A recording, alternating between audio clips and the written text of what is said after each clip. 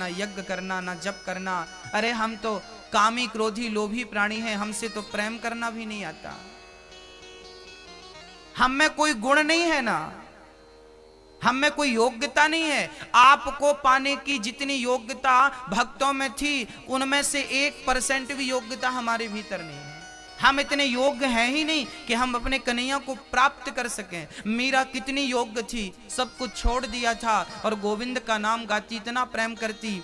उस प्रेम का 1% भी हमारे भीतर नहीं है, उस त्याग का 1% भी हमारे भीतर नहीं है, उस भक्ति का 1% भी हमारे भीतर नहीं है। हमें तो लगता है कि हम आपके योग्य कहीं से कहीं तक नहीं है, पर विश्वास जरूर है कन्हैया कि यदि आप बनाना चाहें तो आप मुझे अपने योग्य तो बना ही सकते हैं। माना कि मैं आपके योग्य नहीं हूं, पर आप कृपा करें तो आप मुझे अपने योग्य बना सकते हैं। मुझे नहीं पता कि आपकी प्राप्ति की योग्यता क्या है, जो योग्यता आप चाहते हैं वो योग्यता आप मुझे दे दीजिए, अपने योग्य बना लीजिए, अपने चरणों से लगा लीजिए। हे प्रभु, हम तो केवल प्रार्थना कर सकते हैं। हाँ, सूरदास जी महाराज एक बार गड्ढे में गिर गए। गड्ढे में गिरे, बहुत प्रयास किया पर गड्ढा बड़ा था, ऊपर चढ़ नहीं पाए। तो वहीं पर खरताल लेकर के और कीर्तन करने लगे, हरे कृष्ण कृष्ण कृष्ण हरे हरे, श्री कृष्ण का जाप करने लगे श्री सूरदास जी महाराज। तभी भगवान छोटे से बच्चे के रूप में आए, और सूरदास तो अंधे थे ना, वो चढ़ नहीं सकते थे ना, और जंगल में भयंकर आंधी चल रही थी। भला भक्त की रक्षा करने कौन आता, तब भगवान ही चले आए। और भगवान ने कहा, बाबा मैं गाय चरा के जा रहा था, आपकी कीर्तन सुनी, चलाया, एक काम करो मेरा हाथ पकड़ लो और मैं आपको ऊपर निकाल लेता हूं, आप गिर गए हो ना। बाबा बोले, हाँ बालक मैं गिर गया हूं, तो आओ मेरा हाथ पकड़ लो। सूरदास जी ने कहा, बेटा मुझे नहीं पता कि तेरा हाथ कहाँ है, क्योंकि मैं तो अंधा हूं ना। मुझे नहीं पता कि तेरा हाथ किस दिशा में है, कहाँ है, पर तुझे तो पता है ना कि मेरा हाथ कहाँ है। मैं तेरा हाथ क्या पकड़ूंगा, तू ही पकड़ ले मेरा हाथ। बस भक्तों, मैं ही वो अंधा हूं और मैं ही वो संसार के कुएं में गिरा हुआ प्राणी हूं, और मैं भला भगवान को कहां ढूंढता फिरूंगा। मुझे क्या पता कि उनका हाथ कहां है, पर उन्हें तो पता है ना कि मेरा हाथ कहां है। कन्हैया, मेरे अंदर आपको पकड़ने की क्षमता नहीं है, सच कहता हूं। यदि आप पकड़ोगे तो ही पार लगूंगा, नहीं डूब जाऊंगा। कृपा करोगे तो पार लगूंगा, नहीं काबिलियत नहीं, योग्य नहीं हूं मैं, अयोग्य हूं। अब कबीर सूरदास जी का हाथ पकड़ा, भगवान ने ऊपर लाकर खड़ा कर दिया। अब सूरदास जी ने देखा कि बच्चों ने कई बार मेरा हाथ पकड़ा है, पर इस बच्चे का हाथ कुछ अलग ही है। सूरदास जी लिपट गए, बोले, आप कोई बालक नहीं हो, आप तो मेरे भगवान हो। मैं पहचान गया कि आप भगवान हो। और जब बालक, देखिए भगवान आपके आसपास हैं, अब पहचानना आपको ही पड़ेगा, पहचानना आपको ही पड़ेगा।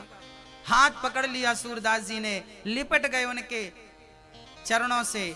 तब बालक भगवान के रूप में आ गए। सूरदास जी को हृदय से लगाया, मेरे कन्हैया ने तुमने पहचान लिया। अनेक रूप रूपाया विष्णवे प्रभु विष्णवे। भगवान के एक रूप नहीं है मेरी माँ, अनेक रूप है। अनेक रूपों में वो किस रूप में आ जाए हमें नहीं पता। विदुरानी के छिलके खाते हैं, प्रेम हो तो छिलकों का भी भगवान भोग लगाते हैं।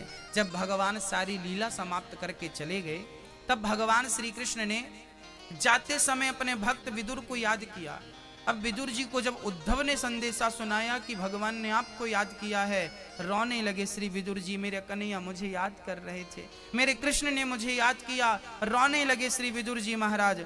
और रोते रोते हरिद्वार में संत जी बैठे थे, जो भगवान के अंतिम ज्ञान को श्रवण किया था। श्री मैत्री जी के पास जाकर हाथ जोड़कर श्री विदुर जी ने प्रश्न कर दिया। विदुर जी ने कहा, सुखाय कर्माणि करोति लोको न तै सुखं वान्यदुपारवं वा विन्देत भूयस्ततैव दुःखं यदत्र युक्तम भगवान वदेन्न।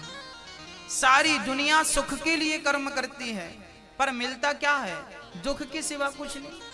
ऐसा क्यों? ऐसा प्रश्न विदुर जी ने किया।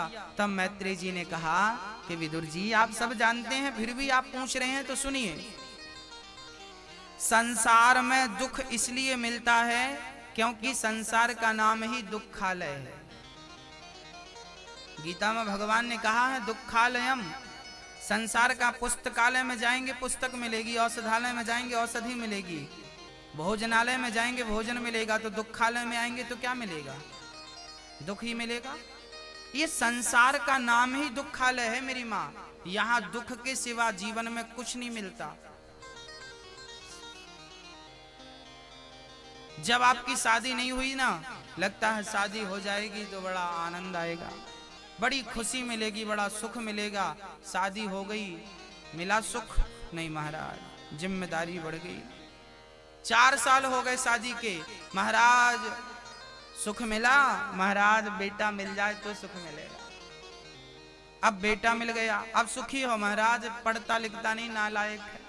अच्छा पढ़ लिख जाए, खड़ा हो जाए पांव पर तो सुखी हो जाएंगे। खड़ा हो गया, महाराज नौकरी नहीं मिल रही, मिल गई, अब सुखी हो महाराज। अच्छी सी बहू नहीं मिल रही है छोरा को, मिल गई, अब सुखी हो महाराज। बहू के बेटा नहीं हो रहा, अब सुखी हो महाराज। हो गया ठीक है, पर वो हमारा गांव से थोड़ा काम धाम से घर थोड़ा दूर है, किराए के घर पे है। घर बढ़िया सा बन जाए, पुराना घर है, हिसाब बन नहीं रहा, बढ़िया सा बन जाए तो सुखी घर बन गया। अब सुखी हो महाराज, एक गाड़ी और आ जाती। पूरी जिंदगी इच्छाओं की पूर्ति करते करते समाप्त हो गया जीवन। इच्छाएं हैं कि अभी पूरी नहीं हुई। आप बताइए, आप इतने लोग यहां बैठे हैं, बताइए आप में से किन किन की इच्छाएं पूरी हो चुकी हैं? हुई इच्छाएं? नहीं। जो करोड़पति है उनकी भी इच्छाएं शेष हैं, और जो भिखारी है उसकी भी इच्छाएं शेष हैं। तो करोड़पति भी इच्छाओं से दुखी है और भिखारी भी इच्छाओं से दुखी है। दोनों की हालत लगभग एक जैसी है कि नहीं? हमारे हिसाब से दोनों में कोई अंतर भी नहीं है। दोनों दुखी हैं, दोनों परेशान हैं। तो सुखी कौन है भाई? बोले चाहे गई चिंता मिटी,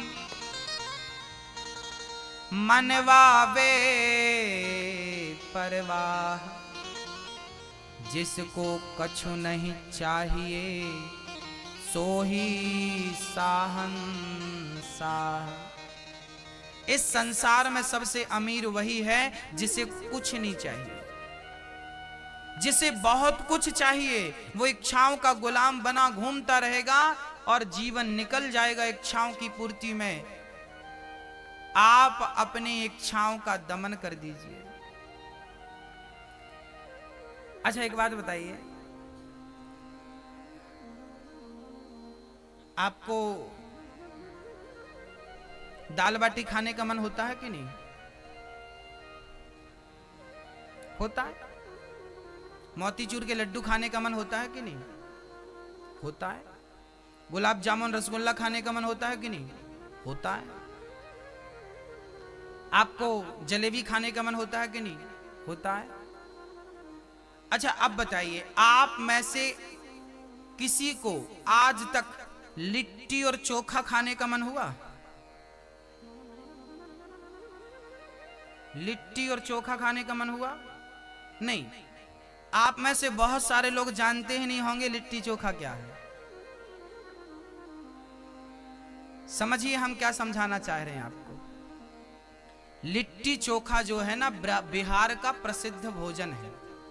जैसे आपके यहाँ दाल बाटी, चूरमा, बापले, दाल बापले फेमस हैं, ऐसे बिहार में क्या खाते हैं? लिट्टी चोखा। अब मैं बिहार के लोगों से कहूं कि क्यों भाई दाल बापले खाने की इच्छा होती है, तो वो कहेंगे नहीं होती, हमने कभी खाया नहीं ना। इसलिए इच्छा नहीं होती क्योंकि उन्होंने कभी स्वाद नहीं चखा। आपकी लिट्टी चोखा खाने की इच्छा नहीं होती क्योंकि आपने कभी उसका स्वाद नहीं। एक बार जिसको खाएंगे उसको दूसरी बार खाने का मन जरूर करेगा। एक बार जिससे देखेंगे उसे दूसरी बार देखने का जी जरूर करेगा।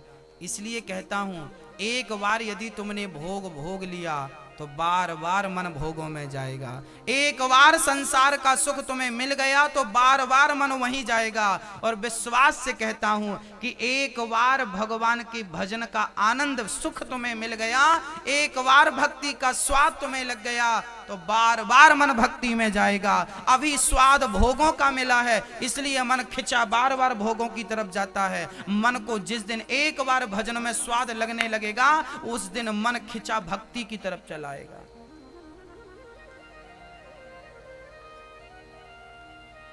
स्वाद लगने की देर है, स्वाद नहीं लगा अभी तक। भक्ति क्या होती है, प्रेम क्या होता है, पता ही नहीं। इसलिए कहता हूं, इच्छाओं की पूर्ति करते करते मर जाएंगे आप, इच्छाएं पूरी नहीं होंगी। आज और रसगुल्ला खा लेते हैं, कल से छोड़ देंगे, तो क्या गारंटी कि कल मन नहीं होगा?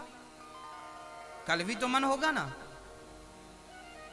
त्याग आज से करिए, हमें नहीं खाना। एक बार मन करेगा ना, फिर मन करेगा, जब नहीं मिलेगा तो फिर धीरे धीरे दिमाग सही हो जाएगा।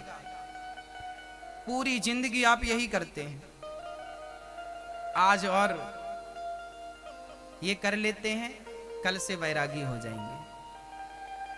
आज और कामना कर लेते हैं, कल से छोड़ देंगे। आज और ये कर लेते हैं, कल से छोड़ देंगे। आज और तंबाकू खा लेते हैं, कल से छोड़ देंगे। आज और सिगरेट पी लेते हैं, कल से छोड़ देंगे। आज और एक पैक पी लेते हैं, कल से छोड़ देंगे। आज बस एक बार मुर्गी मांस खा लेते हैं, कल से छोड़ देंगे। वो कौन सा कल है बताओ तो सही, कौन सा कल है? काल करे सो आज कर, आज करे सो अब, पल में प्रलय होएगी फिर बहुरी करेगा कब। अभी करो जो करना है, जो करना है जल्द कर, क्यों बैठा है मौन, पल में प्रलय होएगी फिर पल की जाने कौन। कल के भरोसे मत रहना भक्तों, आज ही अच्छा बन करके अपने मन को अच्छी जगह लगा दो। कल का इंतजार ना करना, कल होता है नहीं इसका भी भरोसा नहीं है। सुख की कामना करना ही पागलपन है। हमें सुख की कामना नहीं करना चाहिए, सुख की इच्छा नहीं करना चाहिए। हमें तो केवल ईश्वर को पाने की इच्छा करना चाहिए। कन्हैया तुम्हें एक नजर देखना है बस। श्री ब्रह्मा जी भगवान की सुंदर सी सृष्टि का वर्णन करते हैं। मनु जी महाराज की ब्रह्मा जी के शरीर के दाहिने अंग से पुरुष, बाएं अंग से स्त्री का जन्म हुआ। मनु शत्रुपा की 3 बेटियां और 2 बेटे हुए, आकुति, देवहूति, प्रसूति। आकुति का विवाह रुचि प्रजापति से हुआ, जिनके यहाँ यज्ञ भगवान भये। देवहूति का विवाह करदम जी से हुआ, जिनके यहाँ कपिल भगवान भये। मां देवहूति का हाथ करदम जी के हाथ में मनु जी ने दिया। करदम जी शादी के तुरंत बाद तप करने बैठ गए, तप करने में मस्त हो गए। 40 साल बाद उनकी समाधि खुली, देखा तो साथ में एक स्त्री बैठी थी। करदम जी ने कहा, देवी आप कौन है? महाराज मैं आपकी पत्नी हूँ। आहा, आप मेरी पत्नी हैं, आपने इतना बड़ा त्याग किया, मैं आपकी सेवा और त्याग से प्रसन्न हूँ, बोलो क्या चाहती हो? देवहूति ने कहा कि बस एक पुत्र की कामना है बस। करदम जी ने कहा इस कुंड में डुबकी लगाओ। एक बिंदु सरोवर में डुबकी लगाई तो सुंदर सा तन प्राप्त हो गया और सुंदर सा शरीर पाकर के आपने सुंदर सा विमान बनाया। करदम जी और देवहूति उस विमान पर बैठ के रमण करने लगे। उनके 9 बेटियां भई श्री करदम जी की। कला, अनुसुईया, श्रद्धा, हविर्भू, गति, क्रिया, ये 9 ऐसी 9 बेटियां भई। अनुसुईया जी इन्हीं की बेटी है मां देवहूति की। अरुंधति भी वशिष्ठ जी की। अरुंधति कौन है? राम की गुरु माता। राम के गुरु कौन थे? वशिष्ठ जी। वशिष्ठ जी की पत्नी अरुंधति, तो ये गुरु माता। तो राम की गुरु माता जो है ये करदम जी की बेटी हैं। अरुंधति इनकी बेटी हैं, देवहूति और करदम की।